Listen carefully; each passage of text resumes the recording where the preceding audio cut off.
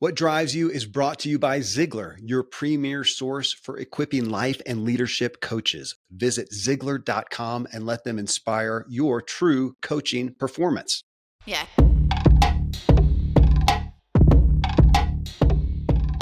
Welcome to What Drives You. I'm Kevin Miller, your host and guide to help you master your inner drive so you can live a driven, inspired, and peaceful life. This podcast is here to help you drive further and enjoy the ride. In this episode, we continue our talk on perfectionism and how we're letting it diminish our success and our joy. So we kicked off the series with Thomas Curran, who is a professor in the Department of Psychological and Behavioral Science at the London School of Economics, where he studies the personality characteristics of perfectionism, how it develops, and how it impacts our mental health. You can check out his TED Talk. It's type in Dangerous Obsession with Perfectionism. It's gotten more than 3 million views. Thomas's new book is The Perfection Trap, Embracing the Power of Good Enough. Well, here in this episode, I'm joined by my brother, Jared Angaza. And for my part, I'll say that we've both spent some of our lives, at least, with maybe an unhealthy pursuit of perfectionism. However, I won't speak for you, brother. You listened to the conversation with Thomas. So give me some leading thoughts on your experience with perfectionism. Well, I'll second your first thing there that, yeah, it's been a thing in our life for sure. In that. Well, good. I just wanted you to accept it because now I'm going to retract it. I've never had a problem, never been an issue. Great. You got me. Yeah. Yeah, man, it's been a big thing for all of us. I think, especially us boys in this family, Dad and you and I. Mm-hmm. And me being a bit OCD, I think I might have a healthier dose of it too, or unhealthier dose of perfectionism, and just being sort of, I say OCD sort of light-handedly there, but yeah, I care about the details a lot. That's how I'd frame it. And in creating brands, brand identity for someone and creating websites like I did more in the past and whatever, all of that was just like, wow, it's not done until it's perfect, and I would labor away until it was done. I also found that a lot of times while that was happening, my peers were just, they were like light years ahead because I was back in the lab tinkering, making it perfect. That's no fun, man. That's not a good feeling. That only has to happen a few times before you realize like, hey man, that's not a good plan. Well, it's interesting. Thomas got me to thinking about that because you do have I feel like, can we put this on our dad? If you're going to do it right. I mean, you probably heard that. I mean, that makes sense, as a kid. No, and I believe that still. Yeah. Well, and then even having doing it right doesn't mean perfect. That's the thing. That's fair. Okay. I was going to say, yeah. Okay. That's good. Let's say you have a thing. Let's say you're the cabinet maker. That's what you do. And you make cabinets and you make them perfect. I don't look at that as perfectionism overall. Thomas got me really to looking at, I guess, maybe what my motive is, what my drive is behind it. So why are you doing this? And as I heard him and, as I've been seeking this issue out with myself, realizing a lot of it I'm doing I mentioned this to you the other day when we were on a run in Florida together. We were recently in Florida together, visiting family, and you're sitting in the 48-day studio from our father, Dan Miller, right now. And we were on a run there, and we were talking about this and what he said about, am I doing what I'm doing to do it well, to improve, like you talked about, to pursue excellence, whatever. Am I doing it to improve, or am I doing it to prove? Well, crap, that stepped on my toes there. Sorry. No, I know that's a big deal. I mean, that's a big delineation. That's important. Am I doing this to improve? Am I doing this to prove it to someone else? Am I doing it to prove it to myself? I mean, I think all of us in the family have had a pretty strong kind of, it's what I'd refer to as like an inner drill sergeant, maybe motivational speaker is better or something. But I think we have that little voice in the head that push farther, push harder, go all the way, go further than the next guy, and don't lose or whatever, or don't be inferior in any way. It's like all these little things, they can take on a life, kind of goes beyond what's healthy. I think there's a healthy part there that says, do your best, always do your best. That's something, certainly a principle in our family. Yeah. It's us humans that have equated your best to perfect.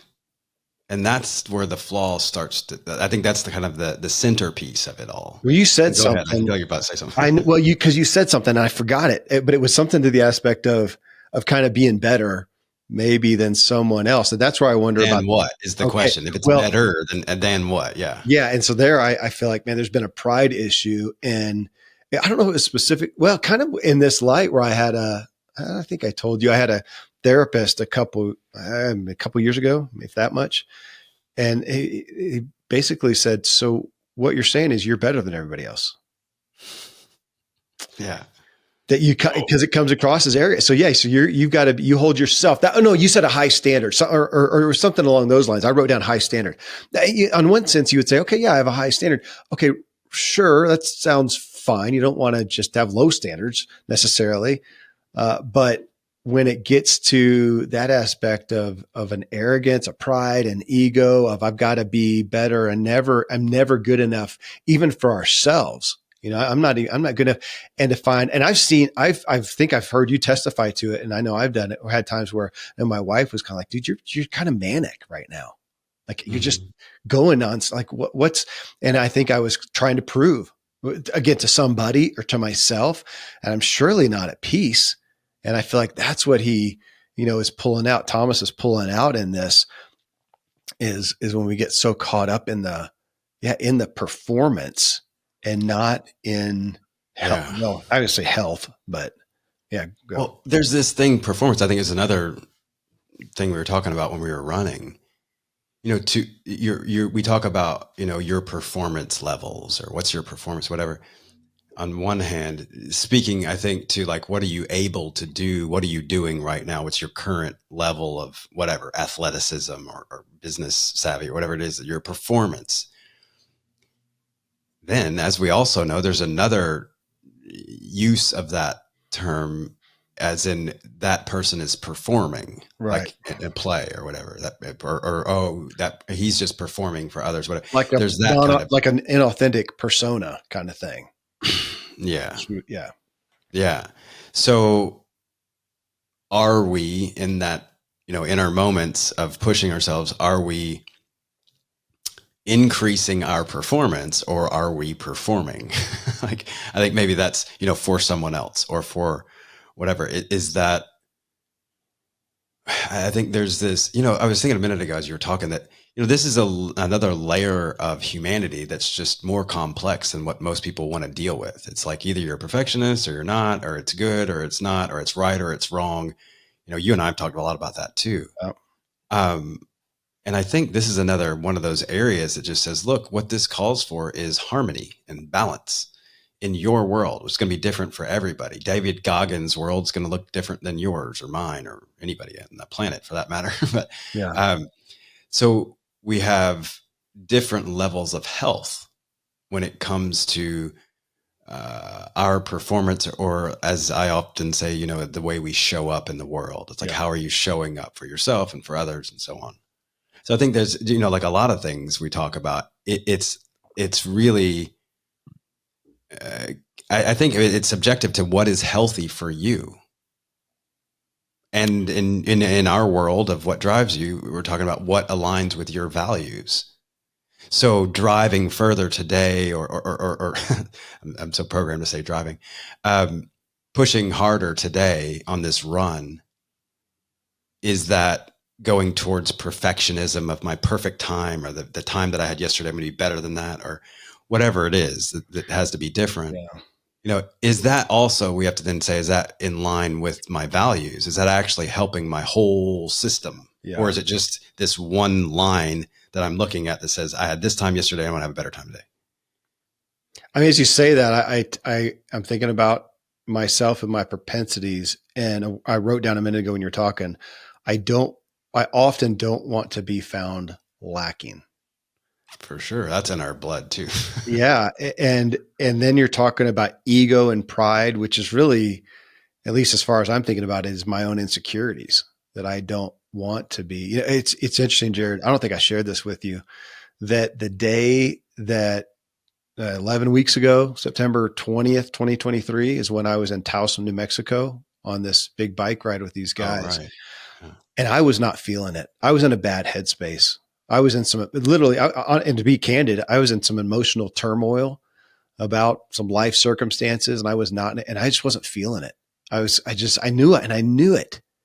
And yet Yeah. my ego, we're mountain biking. Well, I'm a stud, right? I got to be a stud. And so we're going, and I'm not really enjoying it. And then I stopped. We were taking some turns stopping and taking pictures of the guys going by. And I thought, I'll do my turn. So I stopped. So I ended up at the back, and a couple guys who I'm buddies with had decided to just kind of cruise and enjoy the aspens and it was beautiful. And so I did that with them, and it was great. It was, oh, this is good. And then we came to this big drop off, and we're with this guy. He's national downhill champ for his age group, whatever. And he, I said, I don't care. I'm not going to do it. And I went down it, but then a couple guys did it. Like, well, crap. So I went and I did it and did what, and moments later, as I'm trying to follow this guy, I wrecked, which I haven't done. Well, I've never had a wreck like this, 7 bones and a partially collapsed lung. And I look back on it now and go, man, if I had been in tune with me, health, you keep mentioning, it wouldn't have happened. I would have said, hey guys, man, I'm not feeling it. And I would have dropped off. I was with my buddy, Patrick. He does that all the time. We'll be doing something. And he'll go, man, I think I'm going to stop and just enjoy it. And I'm looking at my watch going, now I got to set a PR. Yeah. Who am I doing this for? Sometimes I'm doing it for me, man. Again, the ego and the not be found lacking. And that's what got me wrapped up. I mean, I know there's different ways of looking at this, but that's well, thoughts. Cause I got another piece for that. Yeah. And I think that speaks to what I was getting into in terms of like, does this actually align with your values? Or is it really just aligning with like your performance record? That you're trying to beat. And then you're trying to get out of that, obviously, whatever that gets you. What do you get? Anytime, I've plenty of therapists, and one of them said, I forget what negative behavior it was that I was doing or whatever, but I just kept doing the same thing. And he said, so what are you getting out of that keeps you coming back to that negative behavior? You're getting some out of it. What is it? Yeah. That's a big one. I run that, that formula over lots of things in my life. And to ask in that moment with you, like what are you getting out of that? Yep. To say, okay, I beat the record, or I did this, or I beat the other guy or whatever. And then meanwhile, your friend Patrick's hanging back in the back, enjoying the roses, and the sunset and all the other stuff. And you're like, well, who wins there? And I don't want to get into win-lose discussion either, because that's similar. Well, but you could say win-lose to your own soul in this. Who benefits most? Yeah. And it's got me thinking of, I like your playing with performance. Sometimes we can perform and it's beautiful and whatnot. And sometimes we're just performing, we're acting. And I love that juxtaposition. I don't know if Thomas talks about that, but what that has me thinking about is, prior to this recording, I just spent an hour and a half with Arthur Brooks on his book, Build the Life You Want, that'll come out, I think, first of the year, or our show will. And he talks in there a lot about metacognition, thinking about what you're thinking about. And that here, am I performing because it's beautiful and I feel good, man? Because I've been in the flow. I've been in the flow by myself with music playing, and, get to the end of my ride and go, holy smokes, that was the fastest I've ever done that. Yeah. That was a great performance. And then other times when I'm out with the guys and I was acting and I broke myself. Well, and what you're saying there, maybe, I think we're now, how we are, you and I talk a lot about words. That was a good performance, or that was life-giving to me. That was a great experience. Yeah. Because of our association with the word, or relationship maybe with the word performance. Yeah. That's another one of those areas where I'd say, well, maybe next time what I'll intentionally kind of think or say, or both, in that instance is, that was a really good experience for me. That really served me well. Yeah. And I think that's more accurate, rather than getting into the sticky territory of performance. Because that could go a lot of different ways. I don't know. I think sometimes when I do that with myself and I just make myself say something different, I end up having a different relationship with it altogether. I like that. I mean, we could take it even to just our how's our heart? How's our heart in doing it? Like Yeah. checking in. And I've done this with my family a lot. And I think you have too, I'm betting, where, if am I doing it out of love? Like, oh my gosh, yes, I want to do that for you. Or am I gritting my teeth? And I go, well, I know I can do it. I'm going to do it. I'm not even irritated at them, but I'm bitter inside. How's my heart? That's one where I'm consistently trying to stay tuned in to how's my heart, and am I doing this to prove myself, to get something? I need affirmation, or I need to not be found lacking, or I feel like a putz to say no, but dude, I'm not into it at all. So just be honest. And that's hard. That's where this comes into me again. The perfectionism. What am I do? What's the motive? What's the drive? Yeah. Yeah. I think about like, why did I just respond that way when that person asked me, or why did I say it this way when I was talking about the thing that I did? And I was really apparently focused a lot more on my performance. It's pretty clear what I was looking for there. It wasn't my own personal harmony. It was like I needed affirmation. I needed validation from someone else that I did something well or better. Or I just need it sometimes just for myself. Like, I don't even need anybody else there. It's just like, okay, was that better than the last time? And I'm like, well, the thing I'm getting out of that isn't more harmony in my life necessarily. It's just the satisfaction, usually temporarily, that I did better than yesterday. Mm-hmm. That's kind of more shallow than what I like to give time to. Like, I want to,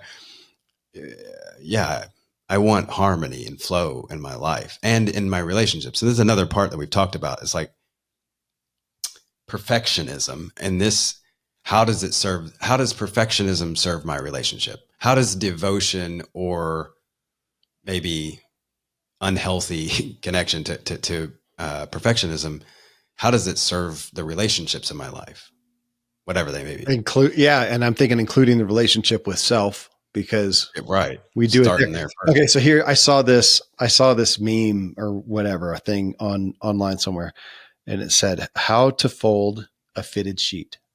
Step 1. Stop giving a crap about folding fitted sheets. No one cares. Step 2, roll it into a ball and chuck it into a closet. Follow me for more life hacks. I'm going to follow that guy. Whoever it was. Okay. Well, let's play with it though. Let's go back to, let's imagine that you live alone. It's just you.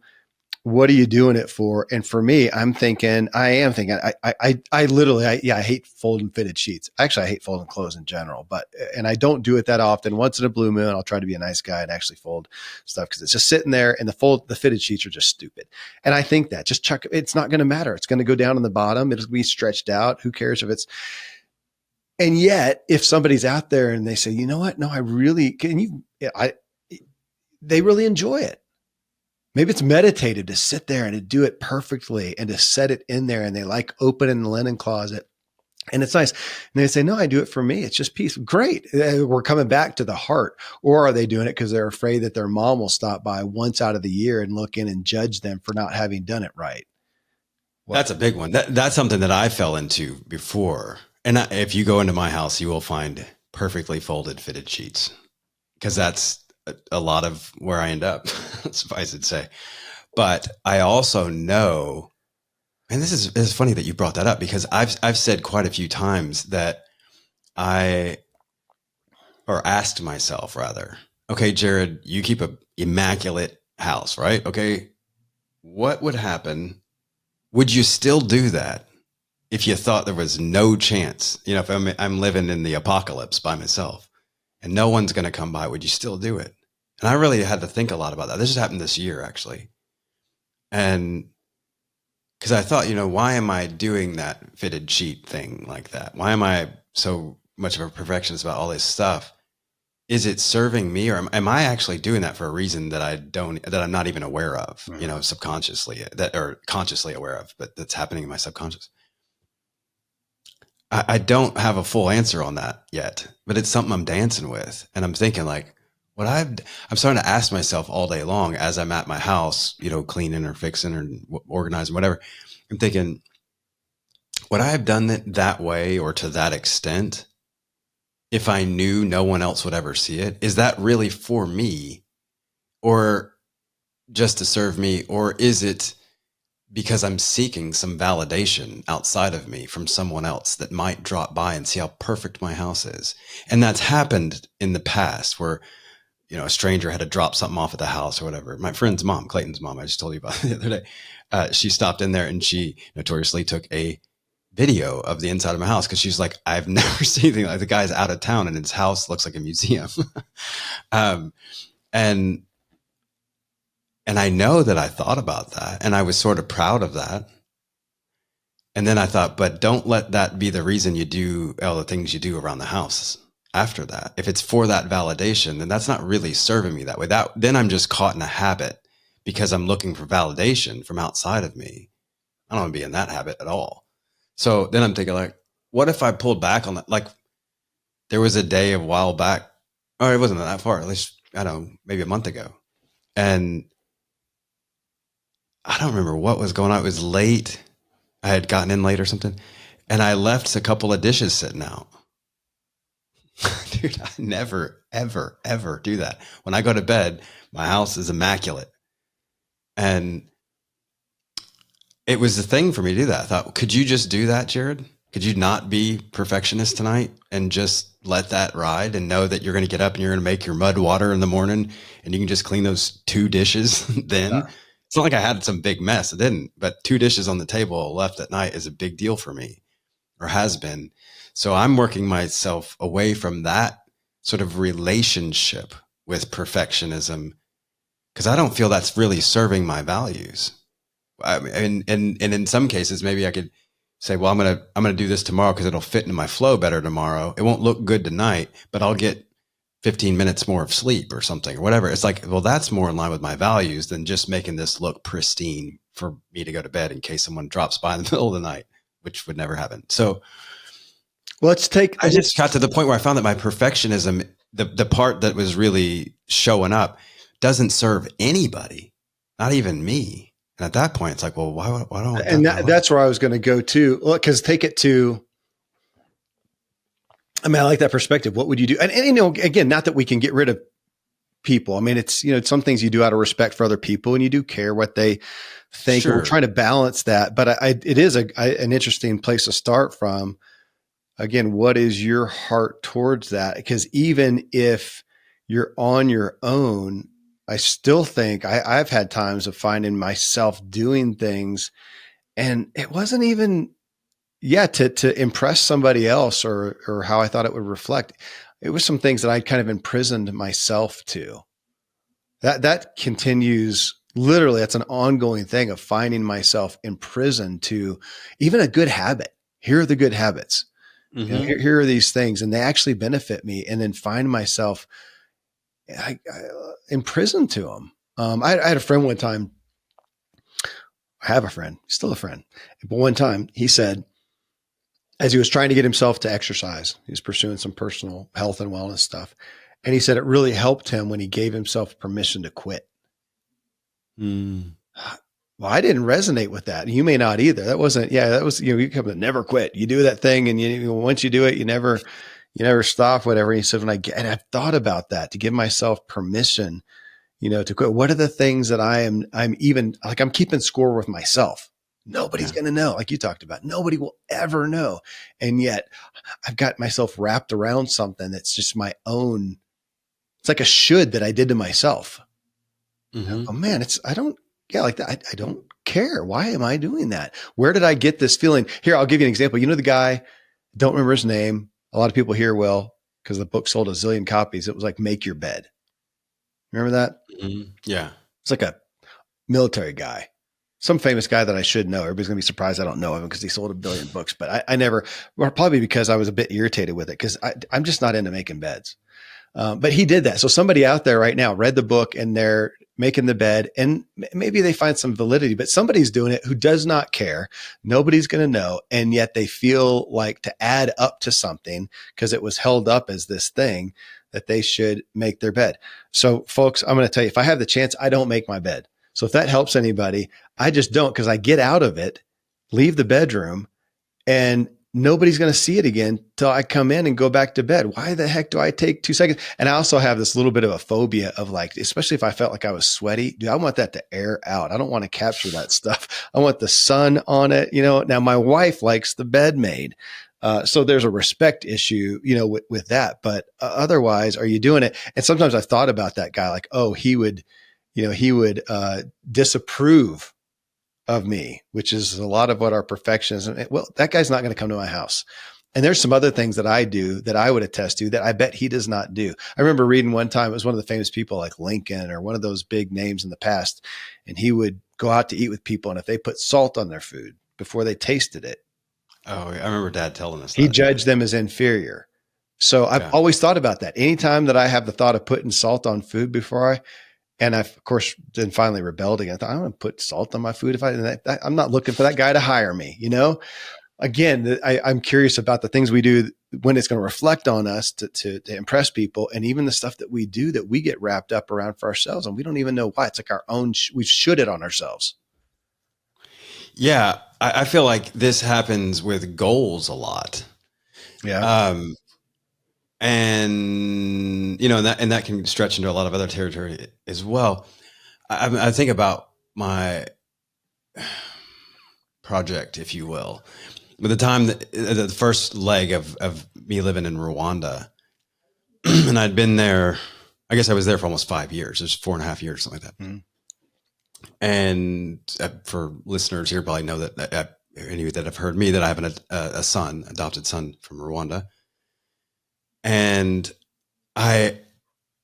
so when a younger person in Rwanda calls an older man mzee, it means old man in the literal translation, but it's a respectful term for like old wise man or something like that. And I remember when I was cutting out of there, and there, as you know, had been some significant turmoil, including jail time and all kinds of other stuff. And I finally closed down the organization. I reorganized. I got the women that were in the organization set up with some other gigs, and we sorted it all out. But in the end, my son, Francois, was looking at this. He said, Mzee, like, I've never seen you quit. Ever. Like, why are you quitting? And I said, I'm wise enough to quit. That's why. Because I've seen that this doesn't serve me. Or in that case, actually, I don't know if I was wise enough at that point to say it doesn't serve me, but I knew it wasn't serving the women because of my political activism and association with with all the things that were going on. I was like, my presence here is a threat now, as where before it was a benefit. So I need to know when to quit, know when to quit. And I think I'd frame that more accurately by saying, know when to stop when it's no longer serving you. Quit is a dirty word. But I still don't like that idea. But I will say, okay, I'll stop if it's not serving me anymore. And in that particular instance, I knew that it was time to stop. I just heard Kenny Rogers. You got no when to hold them. No when to hold them. Yeah. Yeah. I mean, that's when it was time to fold them. Yeah. Or run, as Kenny would say. But that's where I got to. And that moment when I did that with Francois, like I had to think through that or whatever, but I've thought about that a lot of times since. And it was like a teaching moment for me, even though it came from me. It's like I had an epiphany. There was a revelation in that moment of like, I'm not quitting. I know when I need to finish this up and move on, because it's no longer serving me. Maybe that's the thing. It's like, is it serving you? I like that. I'm almost feeling the thread. Again, that's why I love these conversations because it's been a term that's come up to me of imprisoning myself. There's so many things. I like that you said that as well, because I've said many times, especially in my past, about some heavier stuff too. I was like, I've created my own prison, as Creed would say. I created my own prison, and I built it. I made the walls. I made the lock. I made the key. Threw the key out. I did all the stuff. It's all on me. Nobody's doing that. Well, can we be candid and say, okay, so in the past, maybe you imprisoned yourself with alcohol? Oh yeah. Okay. So sure. And yet, would you also come over and say, and you've also imprisoned yourself with the perfect workout routine that you got addicted in the past? Yeah, for sure. Yeah. And so, and cause that's what I look Or at. physique or my Sure. weight. Oh my God. When I was heavy in kickboxing, it was like, can I just break 200 pounds? I'm not a big guy. Can I just break 200 pounds? And I got to 201. It was as big as I ever got, but I was proud of that. And I'd say 201, when I'm talking, like, who cares? But that was a big thing for me at the time. And I was trapped in that prison. I was, 3-4 hours a day working out and whatever. Yeah. That wasn't health. That was prison. Yeah. That's so interesting. Okay. I do want to hit another topic. I mean, his tagline, or one of the things that Thomas talked about was, embracing the power of good enough. Mm-hmm. Don't even like that term. I'll never forget that, just that little line of words that he said. Yeah. But I don't like it. I don't want to accept good enough. Well, that's just. It's also because I think we have an association emotionally with perfectionism, with perfect, with all these things. We have an association with these things, a relationship with them. Yeah. We have a relationship also with good enough. That sounds negative. That's a dirty word, a dirty term in our lazy, family. cop out. Lazy. Yeah. Good enough is lazy. Let's Yeah. just go ahead and put it on the wall there. That's what it is. That's what we feel like. So, however, it's like if you extend the sentence, something I learned in grammar from my mother, actually. If you extend the sentence, you can say, good enough. This is good enough to align with my values, or this is good enough to get me where I need to go, or whatever. It starts to change it ever so slightly. But it's that enough part that's prickly for us, I think. But I think what we're getting at, and what Thomas is getting at even more so, is to say, I'm doing this in a way that serves my values. That sounds better to us than it's good enough. But I think the point is that when you go beyond what's actually serving your values, then you're getting into unhealth. Yeah. And you're getting into your own prison, like you said. That's what walks you into the prison cell.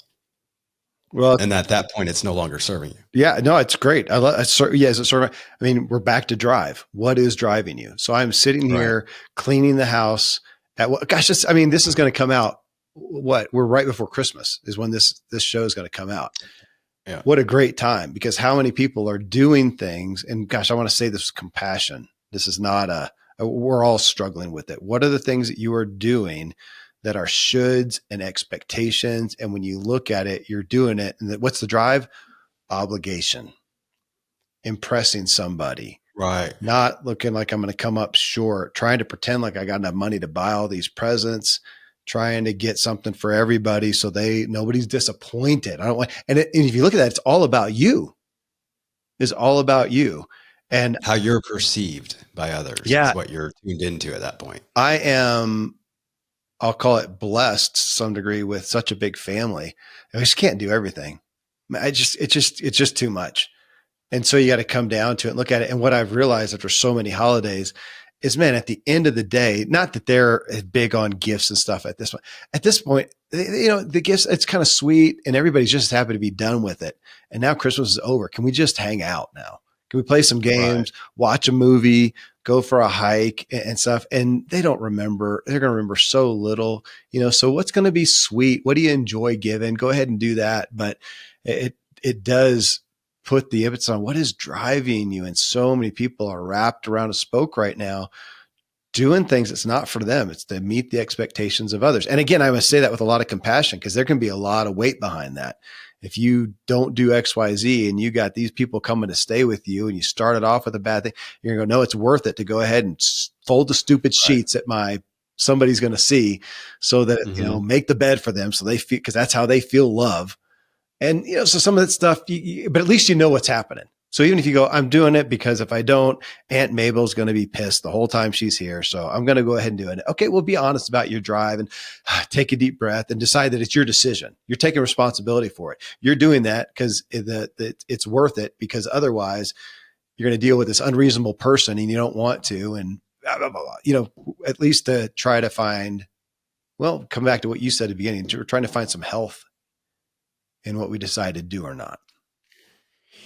Yeah, there is a performance there that's happening. If I say, okay, well, this person cares, about these particular details, and I want to really make them feel, at home and peace, when they're coming to visit or something like that. So I'm going to do things like that. That's a performance to some degree, but I don't look at that as a negative performance. It's just caring enough about what someone else thinks is important and saying, oh, sure, I can do that. If it's not, especially if it's not compromising your situation or whatever, it's just like, oh, well, they like the sheets this way. So there's no skin off my back. I'll make the sheets that way. I don't care. Sorry, I shouldn't say I don't care. You know that I'm not concerned. Yeah. But wait, no, don't go past that. That's a good one. You and I talked about this again on the run or with where we are. Cause at some point, like with this, if you're looking at the shoulds and the expectations and the stuff trying to impress them, and now we want to back off and almost rebel against that and say, well, I don't care. And I've realized as I try, there's been times like we were talking about attachment and I'm trying to say, okay, I don't care about that thing. Well, that's a lie. I know in my heart. I know. I just want to go, I doubt it. Okay. I care. I am working really hard not to concern myself with that. I'm making this decision not to, I'm going to make the decision not to concern myself and let that go. I do care, for better or worse. So it's a great point. I interrupted you, but I thought that's worthy. No, it's okay. And I think that's part of it too. The other thing that I keep thinking about as we're talking, just in kind of looking for the threads, it seems that perfectionism is often very, very closely related, or maybe to some degree empowered or driven by comparison. Agreed. To my last time, to the guy next to me, the cultural to standard, my friend that always does it better than I do. Well, to whatever. Today it's to the Instagram highlight reel. Yeah, perfect, which is perfection, better, literally, and it's been photoshopped and it's been whatever. Yeah, all the stuff. yeah, totally. I wrote a blog about that years and years ago called "Freedom from Comparison." I think I did a podcast on it too on my old podcast, and I thought about how free my life becomes when I'm no longer comparing myself to anyone else or my past, my past self, or even what I envisioned to be my best self. All those things can get in there. And I think, man, that freedom from comparison is real power. I was looking for a book by, we know her. You used to be in connection with her. Dave Ramsey's daughter, Rachel. Rachel Cruz. I can't find it on my bookshelf. I don't know where it is because she had a book. It's been a few years ago, Keeping Up with the Joneses. And she's coming at it from a Dave Ramsey financial perspective and saying, hey, one of the main reasons that we're all in debt or whatever is we're just trying to keep up with everybody. And we're buying stuff that we don't care about, literally don't care about, which I'm not saying I haven't ever done either, but you're getting something and trying to look a certain way that you literally don't, but you're trying to impress, compare. That was the point, comparison. And it's, the thing that facilitates it is the comparison. Yep. So if I, I wrote that blog so long ago, but I think that the comparison, it can come into so many different aspects. We often think of, so I can hear from that, it's not healthy necessarily or serving my values to compare myself to someone else. And that's generally true. I think there are exceptions maybe, but I also have to remember to not compare myself again, like I said, to something I've done before. Like I'm just comparing yesterday to today or whatever. And to be even sometimes where I think like where I should be, and I have like this ideal, perfect, probably again, perfectionism, perfect idea or ideal of who I should be and how I should be, how that run should have gone. And I'm comparing myself to that. God bless, I'm in the comparing box again. It's like I did it again. I threw myself in there. Why do I keep doing that? So that was a big thing for me to tune into, that I still do all the time, of am I comparing myself to anything or anyone? Doesn't matter who it is. If the answer is yes, then I need to check myself.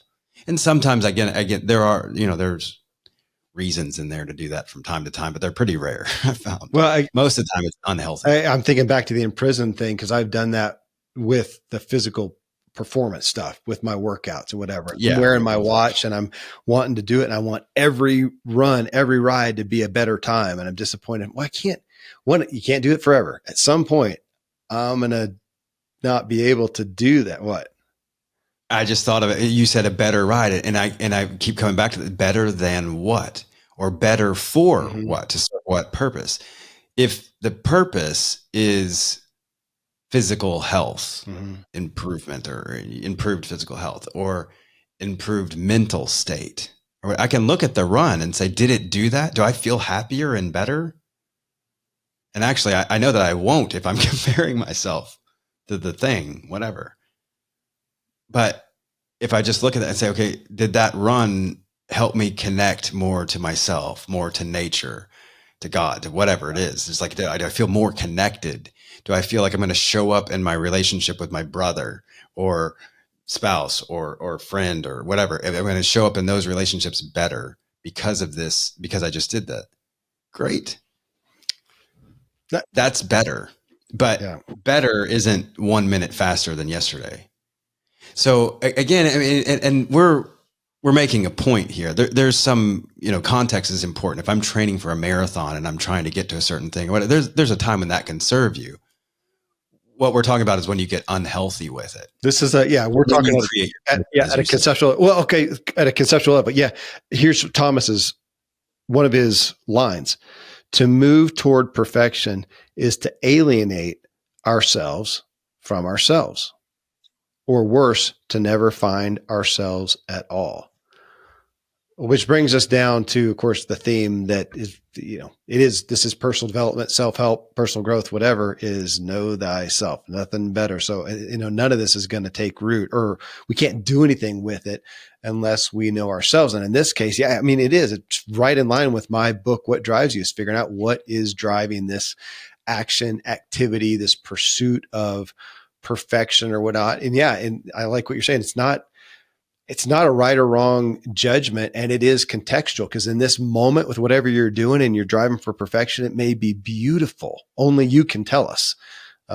In this case, is it a beautiful, glorious performance? We need like a big P performance or something like that, or are you performing / acting for an unhealthy reason is at the end of it.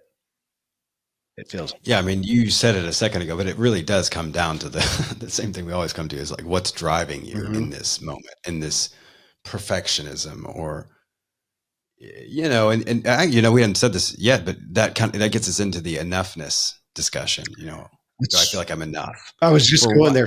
Self-worth. Am I doing this? Okay. And I'm back to his thing. Obviously it stuck out to me. It wasn't the title of the book, but am I proving, or am I improving? And even there, I almost want to add a third one to it. Maybe in neither, I don't know, man. I'm just enjoying. That's what I was going to say. Just being, which we say a lot in our family. It's like, was I being in a way in that moment that served me? Again, I think I have to keep coming back to is that serving the greater value system here in each moment? And that's really how we determine the health of it.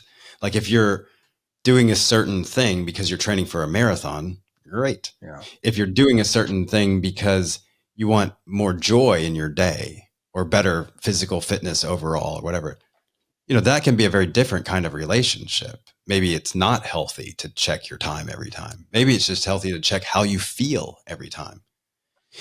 The other thing is, like when Patrick staying back to smell the roses and whatever, it's like, again, I come back to that and say, well, who really benefited the most out of that? He was smelling the roses and you were in the hospital. And yet I didn't think about it being that dramatically different, but that's what did happen. You just took it exactly where I wanted to, because you said a couple of times, you didn't say serving myself, but is it how it is self-focused? But if I am being authentic and healthy to myself, that's what benefits everybody else. If I'm sitting there doing this thing, and I can even say, just try, I've done plenty of serving someone else in bitterness and not always even towards them. I just didn't want to be doing it. I'm not my heart. It's called martyrdom. Yeah. It comes with also in our family. you're out in the family, man. If I'm not, hey, we're doing the work. I know we're doing the work. That's why we're here. That I'm not serving them. I mean, they would rather have my heart in a good place than to have me doing that thing. And how often is that the thing? So yeah, if we're serving ourselves well here, that by proxy is what we are then giving, go into the energy of it. If I'm having a good energy here, that's what I'm giving off. If I'm not, if I'm sitting here doing this thing out of bitterness and again, obligation, I think is such a big one, or performing in an acting way to impress, it's not helping anybody. Yeah. Performing to impress. I think it's the impress, to get something, and maybe even to lighten it a little bit, there just is a validation of some kind. Like, I'm doing this. Does everybody see it? Does everybody feel like that was a good thing to do? Should I have done that? That's what we're kind of asking. Well, let me bring back, I think I said this in the show with Thomas, but I took it. I was studying the book and I took it out. I kind of paraphrased, and it was on the idea of how we have made perfectionism kind of this badge of honor. Oh yeah, I suffer from perfectionism. Remember he said that was like the number one thing of resumes. So what's your weakness? Well, I suffer from perfectionism. Oh, cute. How nice of you to say that. I'm afraid I've done that. And so, okay. So in response to that from his book, I got the feeling of, so you're a perfectionist, meaning you worry greatly about what others think about you or you think you're better than everyone else. Either way, that's not a good thing. So let's take that. I think that sums it up. What he said there is you worry, greatly about what other people think about you. I'm like, oh, that stinks. That's why I wrote it down, because I'm thinking, okay, here I am with my ego, and that yet my life and me looking back belies a lot of that, of doing stuff because I want, again, back to you said it a couple of times, approval and affirmation and acceptance and all those A's, validation that we want from other people. And yet if I look at my kids or my relationship, if I look at you, I don't want you toiling away in bitterness. I want you to be happy, Jared, and at peace, Jared. So if you're doing that thing, even if it's for me and it's out of, and you're not doing it out of joy, then don't. And man, I've done that. Yeah. Oh, I know. Me too. And I think about like the times when I tune into something, it's like, oh, you're doing that out of this sacrificial energy for me. Oh my God, I don't want that. Yeah. That's not at all what we're looking for. Yeah. If you can find joy in it, wonderful. But if it's sacrificial, if it feels that's different. Yeah. I think, we talk about, we have a society that wants to be moving forward, progress. We talk about progress a lot. And I think Thomas was talking about that too. And one of the things that I pulled from the podcast, he was talking about how progress is typically happening because enough people are saying this is good enough to move to the next step. It's good enough to get us to the next step. And that's where progress is. You're starting to get momentum at that point. Meanwhile, the perfectionist is over here trying to get it perfect. And I'm like, you just missed the train, man. That's already done. Like, you're not even going to be there when all the things happen that you're working towards. It's going to happen with someone else while you're perfecting back here. And I think about how much of our mind is connected to the feeling like, I want people to see me progressing. I want people to think that I'm better this year than I was last year. There's progress happening here. And we have this constant need to feel like we're progressing, which again is associated with what other people think about us. It's still another performance. Progress is performance often, I think. Or that persona of saying, like, I want people to see that I'm progressing, that I've made progress. I have, a few inches less around my waist than I did last year. That's progress, or whatever it is. I read more books. That's progress. So I think we have all these associations culturally around the terms good enough or perfect or whatever. And we have this new cute thing where we say, oh, I suffer from a bit of the old perfectionism. I'm like, oh, wow. Yeah. You got me thinking back to what is the goal? What is a goal? And again, Yeah. Yeah. even thinking right now, I think it's a couple of days ago, I did a kind of a Christmas edition, and relationally, as we look at our times together, generally with family, friends, whatever, people we care about, are we there? It's a great time to look at it. Are we there to impress, or are we there to connect? And what's going to be Mm. remembered? What will foster? What's the goal? For some reason, when you're What's talking, going to be most meaningful? yeah, Yeah. yeah, and knowing what the goal is, and there may be somebody there that's going, well, I'm actually going to my new fiance's house, and I want to connect with them, but I'm probably going to benefit by, a little, letting them see that I'm fairly adept at whatever. I get that there is Yeah. humanity out there. So Performing. Yeah. yeah. So what's the goal? At least be honest about it and get there. I was thinking about, for some reason, like if you're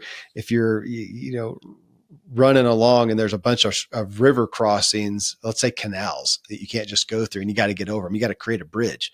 What is the goal? To make beautiful, sustainable bridges?